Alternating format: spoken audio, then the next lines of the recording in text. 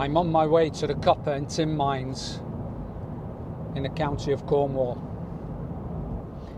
I've been gathering some historical facts regarding a specific financial crisis that happened in the City of London during 1866. What actually happened leading up to the event? Why it caused pandemonium in the financial world, how it caused a large number of smaller banks and hundreds of small investors to lose money overnight, but more specifically, how it ricocheted southwest and massively impacted the Cornish mining industry. Let's get down to business.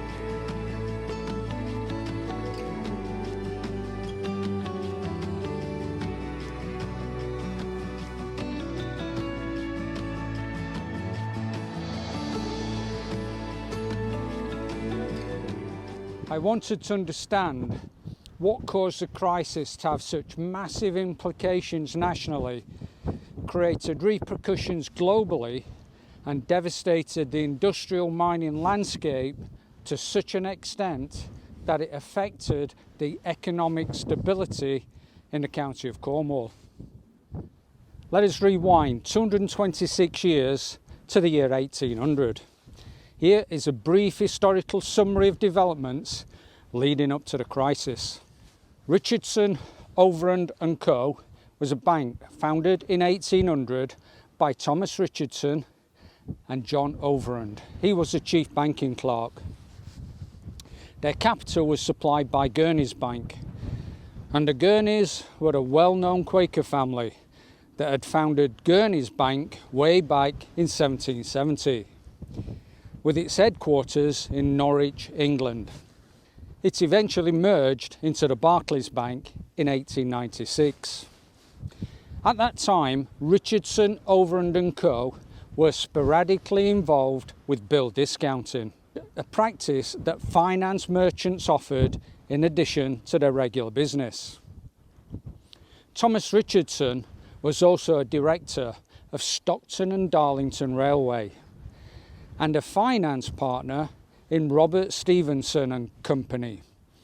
Pretty apt for reasons that will come clear later. He considered that there was room for a London house which should devote itself entirely to the trade of bill discounting. Novel at the time, it proved to be an instant success. Samuel Gurney joined the firm in 1807 and took full control. Overend Gurney and Co. became established in 1809 at 65 Lombard Street, London. Imagine Victorian London, top hats, fog, horse and carts, no cars, in fact no powered vehicles. Probably looked something like this.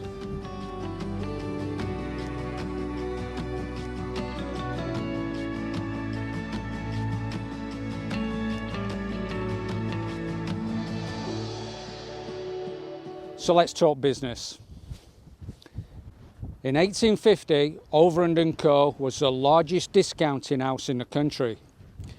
The bank's core business was buying and selling bills of exchange at a discount. It was well respected, expanded rapidly, and reached a turnover double that of all its competitors combined, and became known as the Banker's Bank, securing many clients of the Bank of England.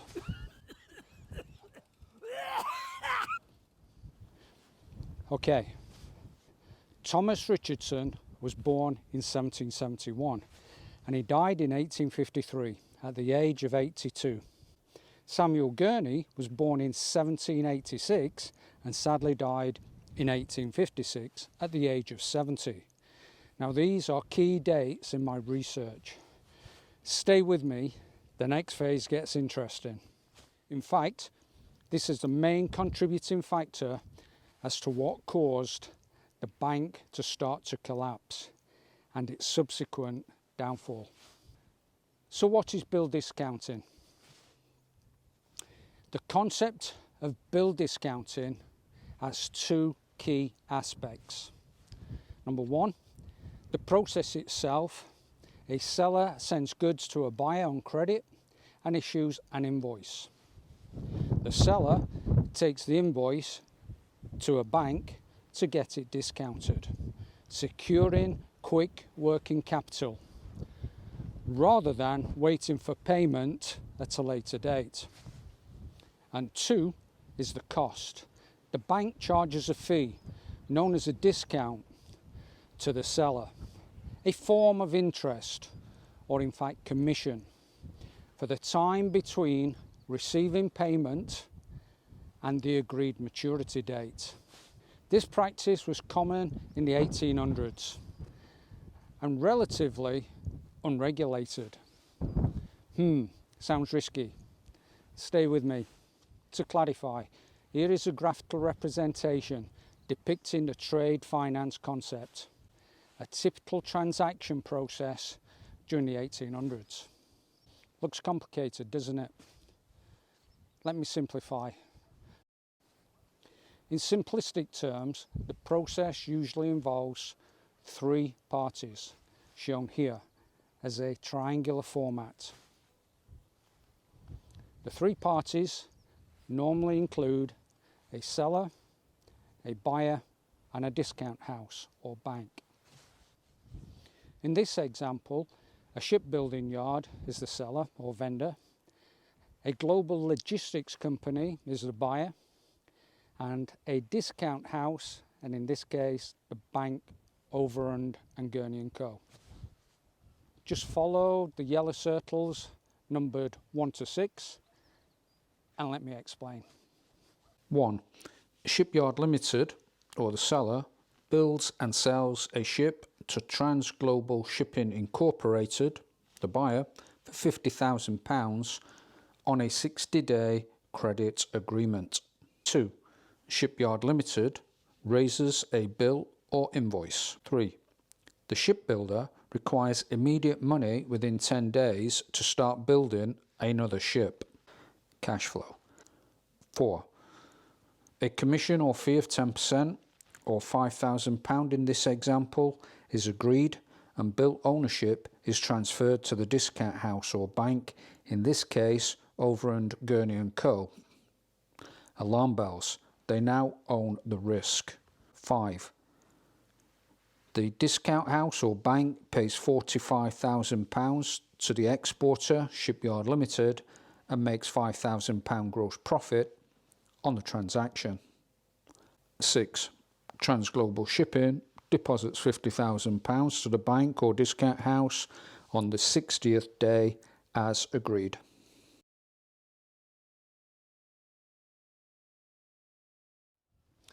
Until I started this research, the term bill discounting was new to me, and I needed to clarify the concept for my own understanding.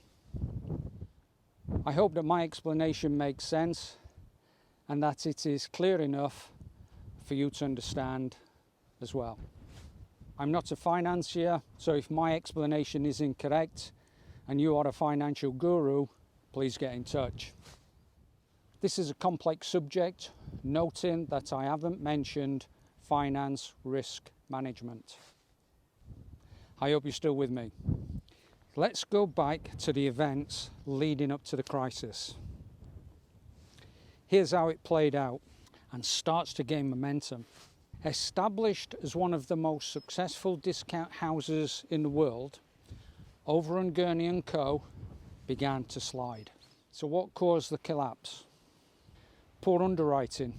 From 1859, the new generation of partners moved beyond traditional bill broking into long-term, high-risk loans for projects such as railways, shipping, iron production, amongst other speculative portfolios. Massive insolvency approaching 1865, the speculative ventures were losing over £500,000 annually, and the firm was effectively insolvent.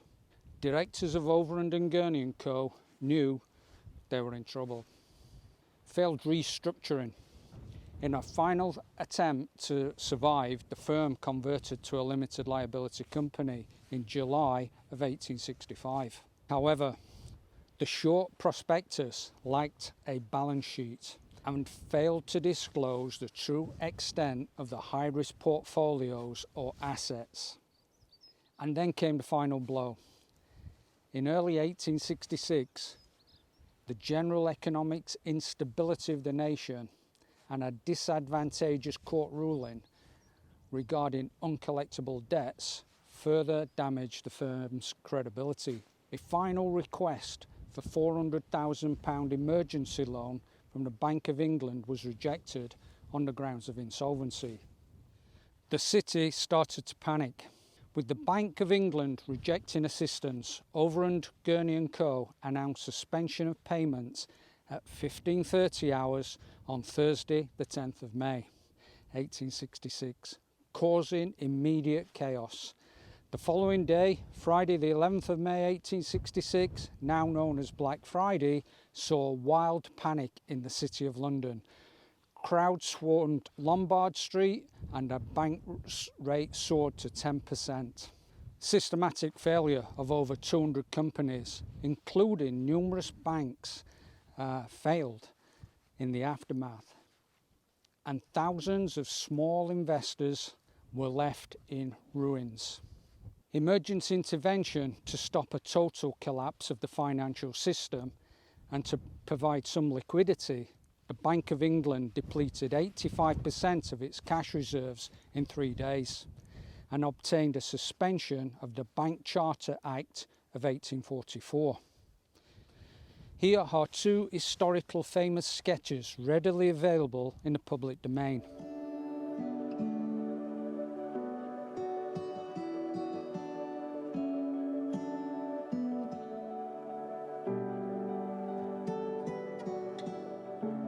Key consequences included creation of lender of last resort. The crisis led to a formalisation of the Bank of England's role in stabilising markets during panics. Legal scrutiny. The directors were tried for fraud at the Old Bailey in 1869, but were eventually acquitted of criminal behaviour with a court ruling on the grounds of their grave error rather than criminal intent. The economic impact. The resulting recession saw unemployment rise to 8%. which contributed to public pressure for political reform, leading to the 1867 Reform Act. To reiterate, 10th of May 1866 was one of the most significant financial failures in British history, triggering a massive panic and fundamentally reshaping the modern central banking system. Overend Gurney & Co., known as the Bankers' Bank, the firm was the largest discount house in the country, with a turnover nearly equal to half of the UK's national debt at its peak, had collapsed. What on earth has this got to do with copper and tin mining in Cornwall? The 1866 financial crisis impacted the Cornish copper and tin mining industry with such force that it rapidly accelerated its decline. Here's how it affected the Cornish mining landscape in more detail. To be direct, this event crashed the copper and tin industry in Cornwall. Credit for adventurers or mining companies collapsed. Financial backing supporting the adventurers' explorations failed, causing a devastating recession within the industry. Cornish mining was heavily dependent on London finance. Many mines were run by a cost-book system, and companies relied upon 1. London investors, 2. short-term credit, 3. speculation of metal prices. When Overend Gurney & Co. collapsed, it triggered a severe credit squeeze. Banks and investors suddenly became cautious and loans were withdrawn. New investment dried up. Share prices in mining companies plunged. Without capital, many mines simply could not operate. This triggered immediate mine closures and serious unemployment. The credit crisis caused a wave of mine closures across Cornwall, especially amongst the marginal or deep copper mines. These were mines already struggling with high pumping and drainage costs. Mechanical engineering, maintenance, mining infrastructure, and of course dependent ancillary companies started to close down, including civil engineering and associated construction businesses. As a result, thousands of miners lost their jobs. Mining communities faced sharp poverty and instability, and local businesses that depended on the mines also suffered.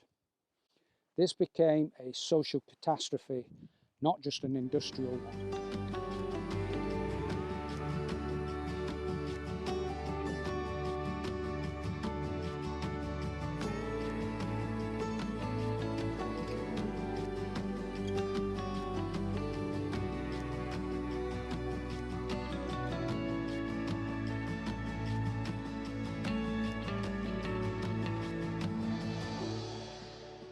Copper mining was hit the hardest.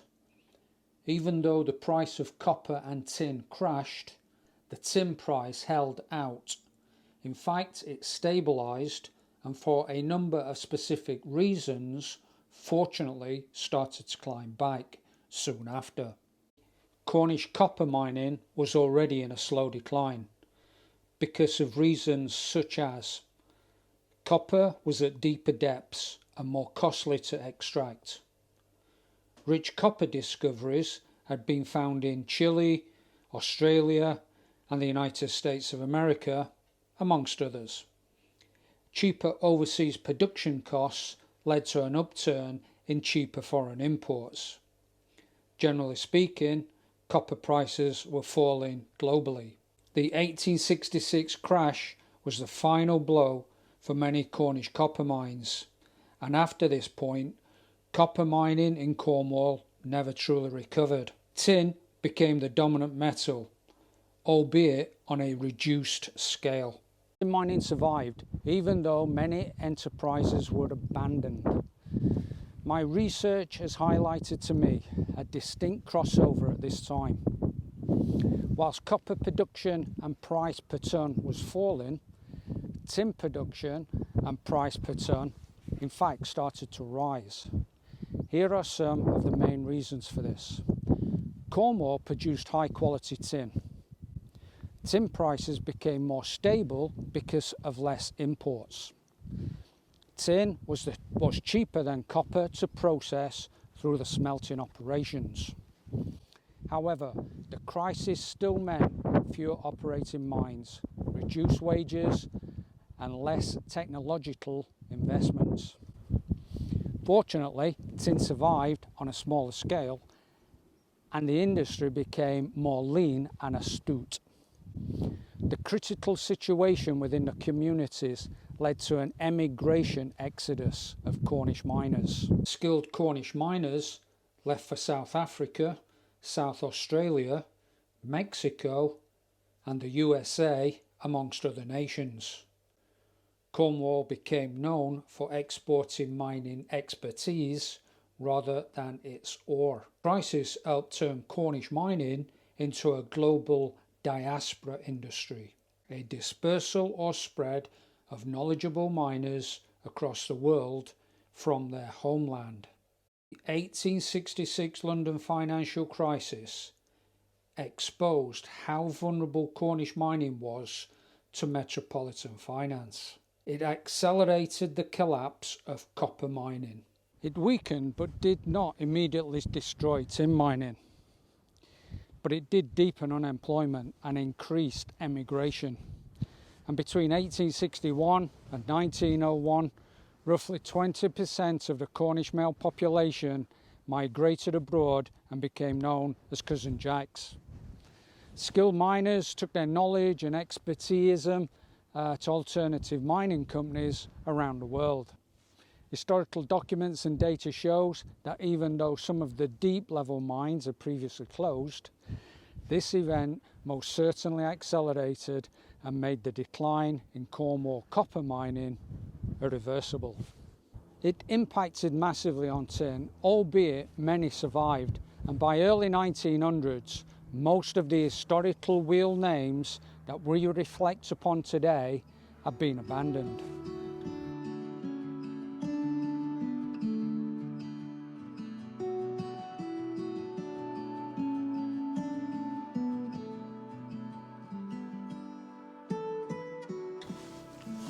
I hope you're still with me. If you are, thank you.